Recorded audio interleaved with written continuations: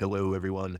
Welcome to a very special episode of Lower Decks. It's very special because we are almost done with Lower Decks. It's a sad day. It's a very, very sad day. Only 2 Lower Decks episodes left for Uncanny Tracks after this. We are Uncanny Tracks. I am Bob in the Southland. That is Matt in Cascadia.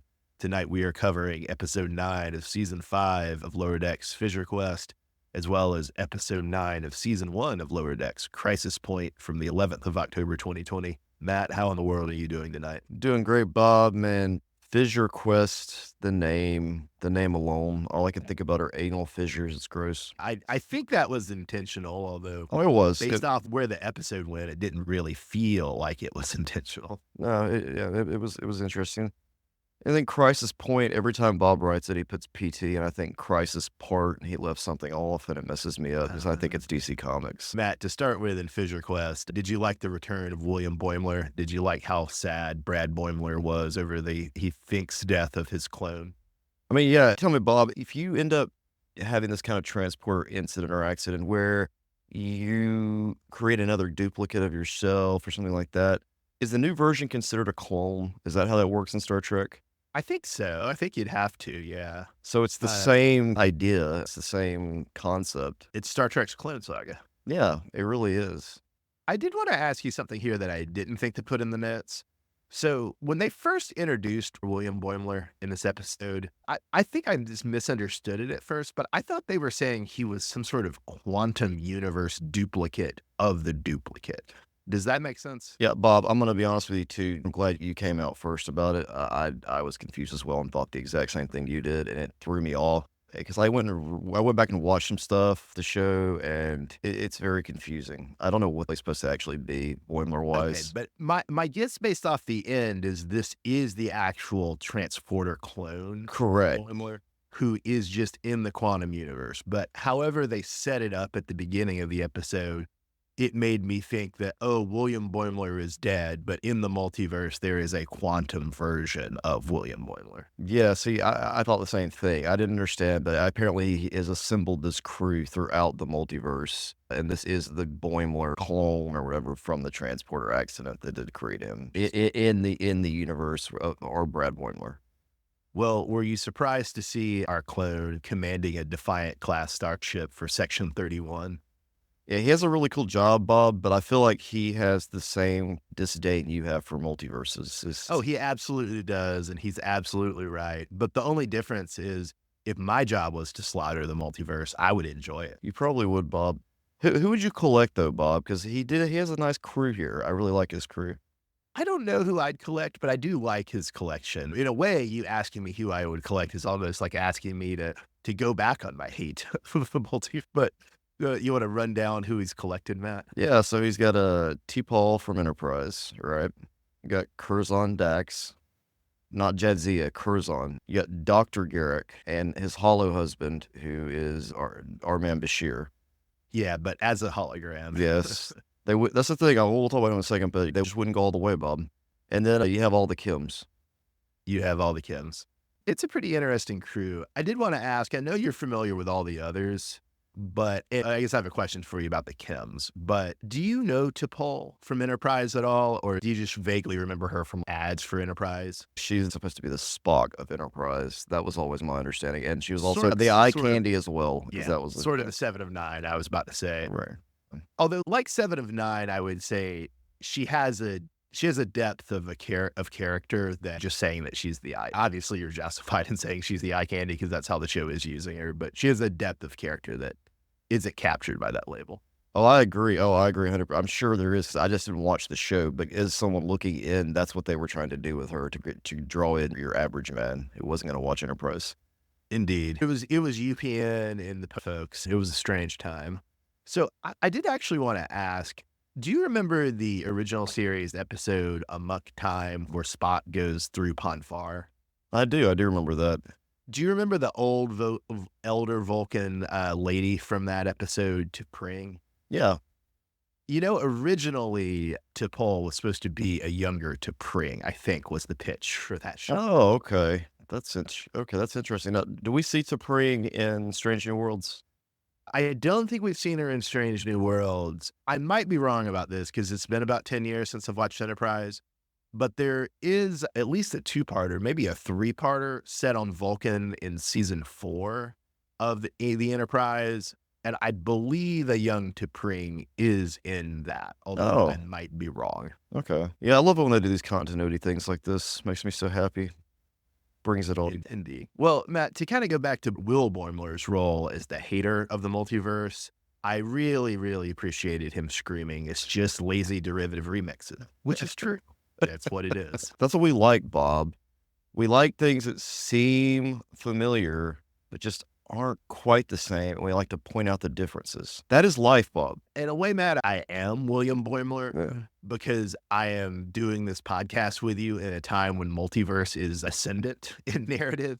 And so most of what we do in this podcast is point out multiversal counterparts and then evaluate them, right? That's exactly what we do about That's Life. Oh, man. To again go to the Bob's the hypocrite line, I did think it was pretty funny that Engineer Mariner comes from a timeline where instead of Riker getting duplicated, Troy got duplicated. That's the truth. Interesting little side note here, Bob. There's an academy in the school system I work for, and I got to visit there this week.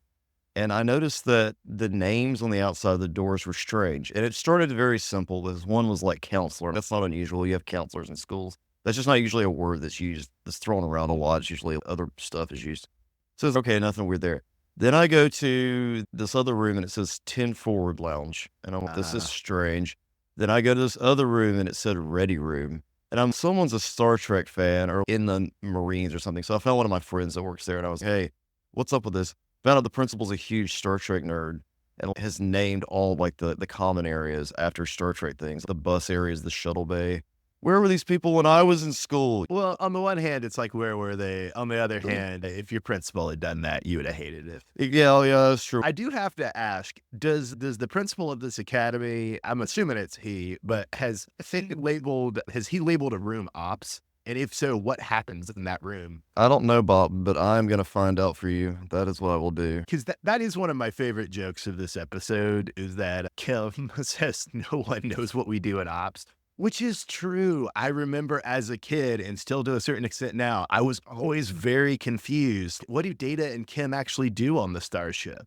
It also was it didn't help that on DS9, the bridge was called Ops. That added to Bob's confusion. Ops is just short for operations. I got that part. That's correct. That would just be the everyday run-of-the-mill stuff they have to do, I guess, if they need somebody to do this. In practice, it seems they basically replace the science officer position with operations.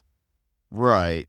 Although there are still science officers on the Enterprise D and Voyager, but Data and Kim fulfill the role mostly that I think Spock would in terms of giving orders and scan this, scan that. Yeah, you're right. That is a very confusing position. Like, I don't even think, maybe that's just a catch-all for people who don't know what they want to be.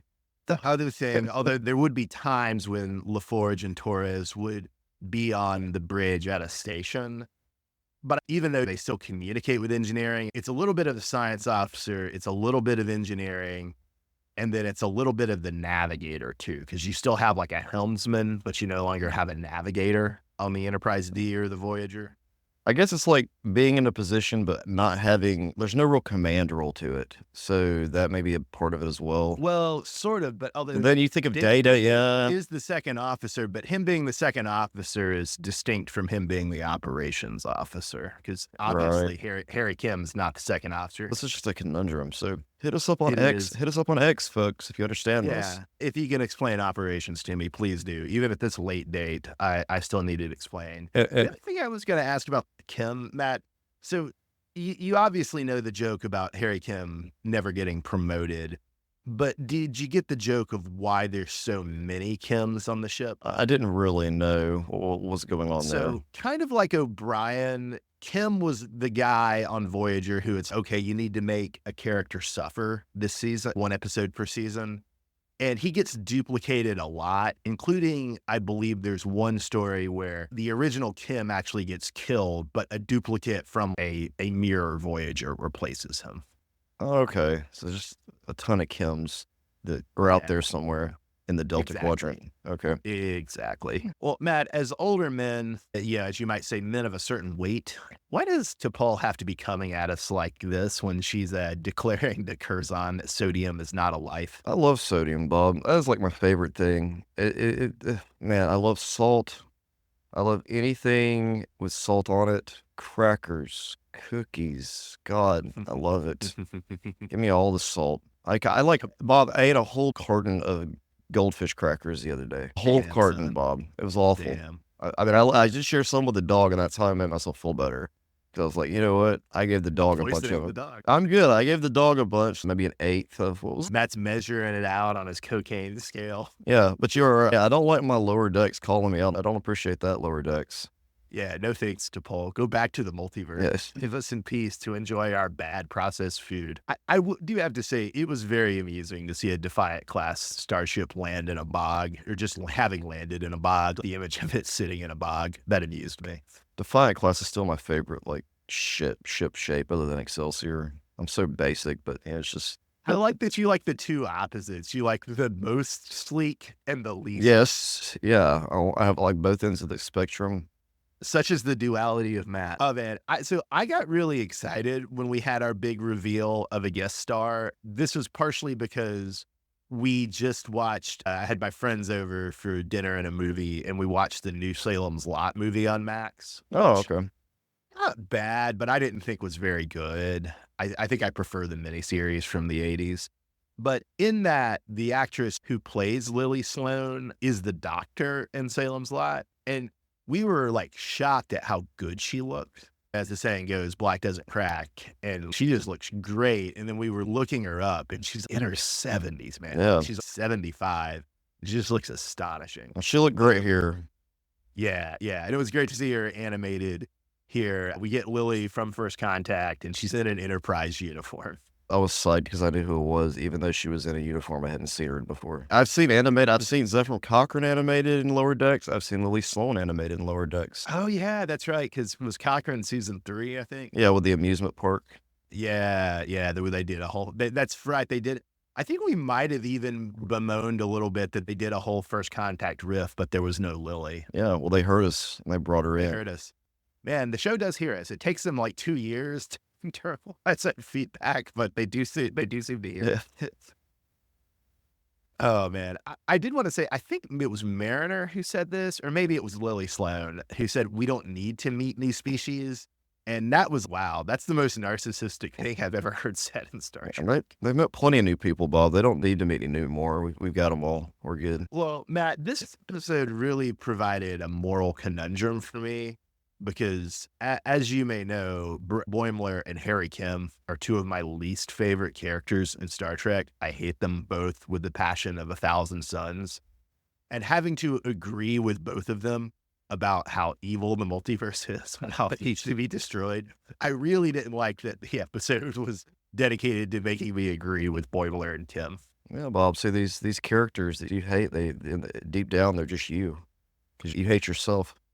I do. That's true. I do hate myself. I would say, to defend myself, I think Boimler and Kim represents the worst parts of me, the parts of me I would be if I did not have ironic self-awareness. There you are, Bob. You'd probably be a lot like me. Oh, man. On a lighter note, to get away from our psychodrama that we disguise as a podcast, I really did like Kim's joke to Boimler that spewing engineering nonsense won't work on me. I've got 2 pips. Were you counting up all the pips on the other Kim? Some didn't have pips. Some didn't have any kind of uniform that like specified they were part of Starfleet. Yeah, some had rank insignia, but I didn't know how to read it because I'm not that down with the minutia of rank. Yeah, they were all over the place with like the ranks. It was funny, but no one had more than 2 pips. He was definitely the best. I really did like Mariner kind of echoing Wrath of Khan when she yells, "Damn you, 2-pip Kim." But I also thought it was really funny that 2-pip Kim's like pitch to all the 1-pip Kims. It kind of reminded me of Blade Runner, where he said, "A better life awaits you." Kims suck everywhere. Yeah, no, true that. Except for 2-pip Kim. I like 2-pip. That's one of those Marvel anchor points, Bob. Indeed. It's a constant across all you. I do have to say, Boimler freaking out at the end of the episode did make for a good cliffhanger. Yeah. How's it all gonna Our end? Boimler, I should say. How's it all gonna end, Bob? Do you think we're actually going to see I was assuming that you were right and we were going to see a future vision of the ranked up lower deckers. But I think given that we've seen just a different Boimler be a captain, we don't necessarily need to see the future vision. Does that make sense? I mean, it does make sense, right? Yeah, I mean, we've seen pretty much all. I think we're gonna be in for some kind of crazy, really good ending. Everybody, something. I'm really getting my hopes up, but they really spoiled us with this episode and all the cameos. So They did. I don't know what direction they're gonna go next with that part because I'm thinking maybe they're gonna pull back on cameos and just focus on the actual cast and the storytelling. That's more what I'm thinking. It seems they set themselves up where they either have to really double down and do some crazy cameos. Would be in the tradition of the show, right? This is spoilers for our upcoming season 1 finale coverage in 2 weeks. But if I'm remembering right, in the season 1 finale, that's when Troy, Riker, and the Titans show up. Correct. On the one hand, they might double down and go really hog wild with cameos, but on the other hand, I think you're right that they may have gotten their cameo juice out, and so dial it back and focus on the characters. What a gross way to put that. They're cameo juice. I didn't mean it in a nasty. In hindsight, I see how it could go down in a nasty way. I do just want to establish, though, you see what I wasn't trying to go. I understand, Bob. It's okay. I appreciate your acknowledgement. It means the world to me. But Bob, you need to listen to what my prediction is. Hit me with your prediction, Matt. Cisco, Bob. Oh, snap. I don't think so, but hey, I've been wrong before. For the 32nd time, Bob, in this podcast history, I am predicting that Cisco. I was about to say, would this be the fourth time you've predicted a Cisco cameo since you've predicted this? I believe a Cisco cameo at the end of every Picard season. Every Picard season, at least 2 lower deck seasons. Oh, you did? Yeah, I didn't know you'd predicted it for lower deck. Pretty sure I did for some of the earlier seasons. Look, I will say, I don't think you're right. From what I've heard, Avery Brooks is done and doesn't have interest in this anymore. If you were to be right, I think this is actually probably the way Avery Brooks would want to come back. Animated and not too much effort. Yeah, I agree. Well, Bob, with that being said, though, our character of the episode for this week is a DS9 character that I thought I would never see again, but I was happy to see in this incarnation, and that would be Garrick. But it was Dr. Garrick. Still coming up with the quips, still doing the awesome stuff, still being a spy, something off about him. I like seeing Dr. Garrick a lot. I like seeing his hollow husband a lot. I did want to ask, since you alluded to this at the start, and I should have put it in the notes, do you think they made Dr. Garrick's hollow husband a hologram out of cowardice? Yes. Or do you think they did it to make a joke? I think they did it out of cowardice because they knew that would be it would cause a lot more controversy if it wasn't a hologram. I think they did it as a joke about cowardice, although you could argue at a certain point making the joke and not doing the thing, or it's the same. It's just cowardice. Yeah. I will say, you may well be right, and I'm not disagreeing with you strongly, but they did show Garrick and his hollow husband kissing for a pretty long time. Props for that. Just a hologram, Bob. It's just a hologram. We want the real thing. Come on. That every time I go to a gay bar, that's what I tell myself. Well, Bob, your character, on the other hand. I was going to go with T'Pol. I really liked seeing her. I thought she was great.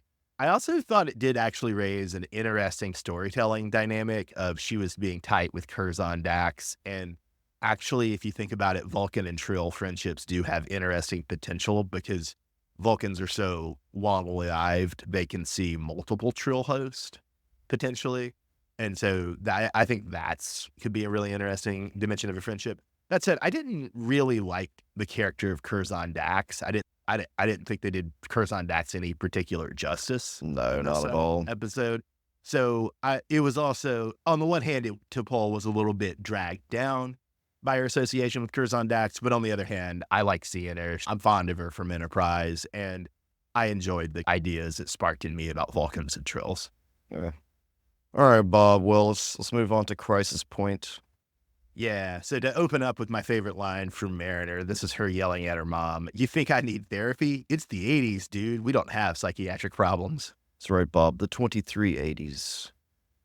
I really did love Freeman's pitch to, was it the lizard people? Yes, the lizard people. Will you stop eating people if we give you a food replicator? Yeah. Okay. How does that work, Bob? She just got on to her daughter, which I'm just going to go into here, Bob. I completely forgot that Mariner and Freeman don't make everyone aware that they're mother and daughter in the first season.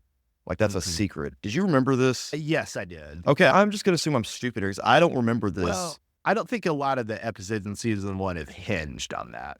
Yeah, okay, I think you're right. So she gets on to her daughter and about interfering with her politics, but then offers them a food replicator. Doesn't that mess with the Prime Directive? Isn't The Prime Directive seems to mean different things at different to times. different captain? Well, it always means you can't interfere with a pre-warp civilization, Okay, but sometimes it also seems to mean you can't interfere with the internal politics of any civilization. okay. But whether it has that expansive meaning does seem to vary based on the writer's need. Yeah, I was gonna say, And I the feel like argument would be that it seems the lizard people and the mouse people already have contact with the outside world beyond Starfleet. And also, it arguably seems that even if they didn't, which it seems like they do, but even if they didn't, what Mariner did has already so complicated the society that Freeman has to do something. Does that make sense? yeah, she's gotta offer up something to handle the situation. Yes, I get it. It's here, I gotta take a little trip to Home Depot, get you a food replicator. Here you are. The thing I wanted to flag, so we get a hollow Leonardo da Vinci here, who was also a big part of the hollow cast on Star Trek Voyager. But it's very funny how much more Italian to hollow da Vinci is in Lower Decks than he is in Voyager, where I believe he's played by John Rhys Davies from Lord of the Rings. Yeah. I feel like in the holodeck too, they just pick random characters to play like games with. I would do the same thing. Yeah, like that famous scene of Yeah. Data playing poker with like, I forget, I think it's Newton, Einstein, and Stephen Hawking. Right. It is really amusing too that basically Boimler does in this episode what everybody gets really offended about Reginald Barclay for doing in the first Barclay episode in season 3 of Next Gen. But he's created duplicates of everybody on the ship, but he's just done it for the purposes of Brown brownness, nose. whereas Barclay does it to play out these like weird power fantasies. And it's how much of a distinction is that really? There's really not. It's sad too that some people would have this level of anxiety that they would need to go around and practice this. But I mean, this could be beneficial for some people, Bob. I'm starting to think this is the way we need to go. That's true. Uh, That's true. I did want to ask Matt. So is Mariner? I think this was hilarious in 2020 when we first saw this. In 2024, it hits a little different. So is Mariner having the holodeck auto-generate a next generation movie? Is that a little less funny now in the age of Chat GPT? Yeah, I feel like we hit like a hidden message here, but then I realized, yeah, you're right. This happened. This came out a long time ago, so it's really not the hidden message, or were they just ahead of their time? Maybe, but I don't think they were thinking in that way because it's not specific, right? It's just like general point. Yeah, And presumably it is something that basically seen the holodeck do in other shows before. Maybe right. not to such a parodic extent. But, I mean, we are moving in that direction with things where you can just auto-generate pretty much code, and any code they auto-generate can then produce what you're seeing on the screen or in a holodeck or yeah, but I think the point is that stuff, to me at least, you can disagree, but to me the point is that stuff is always that's auto-generated is always gonna suck. It's interesting that in the script is going on auto generation, right? But all the jokes and all the parody and all the layers of references, which we're only going to get into a few, but all of that is happening because of canny writers in a writer's room and not because of the auto generation is a fiction. And it right. Right, and that's the thing too, though, Bob. See, but are we going to grow so accustomed to that we just accept it, and that's what it becomes. So that's the scary part. I don't think we are, though. I mean, maybe I'm wrong, but I don't think we are. Because if they slowly start introducing more of it to us, and we start not to notice it, and we don't notice it, it's subtle. Yeah, but people do notice already, maybe not in every single instance with laser precision, but people already usually notice when something is lazy or crappy or auto done, right? Look how badly Madam Web did. Or do they, Bob? That's the question. Yeah, generally they do. I think, and they don't You reward think? that stuff. So I think now, granted, I do think there is a capitalist class who has invested so much money into AI that they're determined to shove it down our throats in every conceivable circumstance, even when it makes no sense or is actually even not profitable, just because they've invested so much into it that they can't admit that it is not profitable. So that's a problem. And in order to fix that, we need to do what Luigi did. All right, Bob. Well, you got it right there. And I'm sure Star Trek will come up with some Luigi-centric episode. He's a hero as far as I'm concerned. Honorary member of Starfleet. But we never give Luigi credit. Mario He was really cool. anchored that video game, man. They did. Mario was cool with the red, but Luigi, he had it going on. What are some other hidden messages? I think I missed the joke about Zahn the first time I saw this episode. So Zahn is from... Do you remember Star Trek Phase 2? That was supposed to be the sequel to the original Star Trek from the early 70s. It was supposed to be a new Star Trek show. And I think basically everybody was supposed to come back, but Leonard Nimoy wouldn't come back for a show. And Zahn was going to be his replacement. He was going to be the first officer. Yeah, I think a full Vulcan. Oh, boy. And then in the motion picture, do you remember the transporter accident where the Vulcan science officer and the admiral who's Kirk's lover get killed? Yes, I do remember that. That character is not called Zahn. I want to say his name is called like Sonorak. But basically that character was meant to be Zahn and maybe even was played by the actor who was going to play Zahn. Oh, poor dude, man. He had dreams. Yeah. Another little Easter egg from the movies I liked is that Vindicta, which is Mariner's Khan personality, but Vindicta is quoting the Tempest, General Chang's dials from Star Trek 6, and I really enjoyed that. So, Matt, what was funnier to you? Was it Tendi being uncomfortable around Vindicta wanting to take slaves, or was it Tendi finding out at least about Hollow Chief Lundy being anti-Orion? Yeah, the whole anti-Orion stuff was weird in this season. I guess because we've seen so much of the future with Tendi and dealing with her culture and everything. Like, we didn't know much too when this dropped about Orions, or as much. Correct? Yeah, that's true, because they only appeared in, not really, but sort of in one original series episode, then the animated version. And then they're in a couple Enterprise episodes, but not that, including in one where Big Show plays an Orion. Oh, yeah. But they're only in a couple, and we don't learn that much about the culture, as I recall. Back then, I was probably wondering, okay, maybe there's some... It's obvious they were trying to play some tension there with her, her cast. I also like Tendi doing the woke skull thing. And there are some Orions who have not been dead up to 5 years. A whole 5 years. Nice. Oh, man. Did you feel like Hollow Shax getting killed by a Borg head bomb was a Breaking Bad tribute?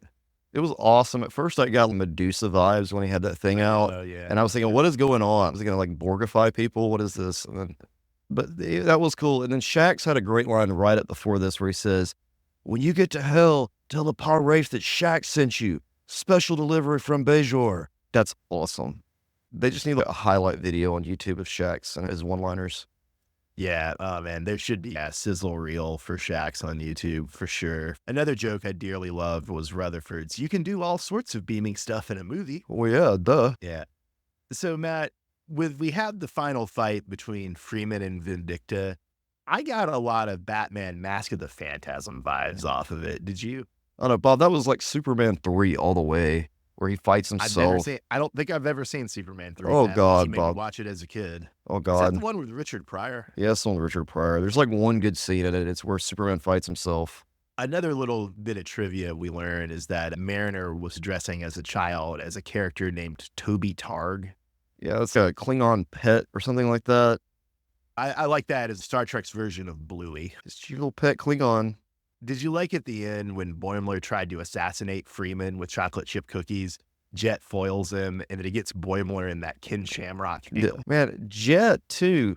Going back and we're watching these Jet's all over the place. He's got supporting character status. Yeah, it's almost like he falls off. He's a lot more prominent in the first season, it feels like. Yeah. Well, Bob, I'm going to say this, though. For this particular episode in the first season, my character of the episode is the Cerritos itself, because we get one of those motion picture style going around the Cerritos to look at each part of it. What is it Boimler says to Freeman? She sure is a classy lady. Yeah, exactly. That is why the Cerritos is the character of the episode. Nice. I'm definitely going to go with Vindicta. Now, look, slavery is bad, but it's very fun to take slaves as a pirate in a holodeck game. Okay. Man, if they ever create holodecks, once AI takes over, Gonna be they're gonna have some crazy laws in place so this doesn't go down all the time. Well, it's an interesting argument. The argument would be like, should it be used as an outlet so people Yeah. get their worst and sickest and antisocial desires? Or is actually that theory wrong and it's not an outlet? It just lets you heighten those desires and then it makes you want to practice them in real life. It's an interesting philosophical and psychological debate that I don't actually know enough to have a position on. I just think it's an interesting debate. Well, the real question is, how can I make money off of it? And that's why only Luigi will say it. Yeah, exactly. All right, Bob. Well, it's been a joy revisiting Lower Decks episode 9 from season 1 with you, Matt. We're going to be on a 2-week hiatus just for me traveling in the holidays. Sorry about that, everybody. But we will be back 2 weekends from now with our coverage of the last episode of Lower Decks and the last episode of Lower Decks season 1. And then we'll be back a week later with our retrospective of all 5 seasons of Lower Decks. We really appreciate you listening. And join us on Uncanny Treks for our coverage of other pop culture things. Thanks for listening.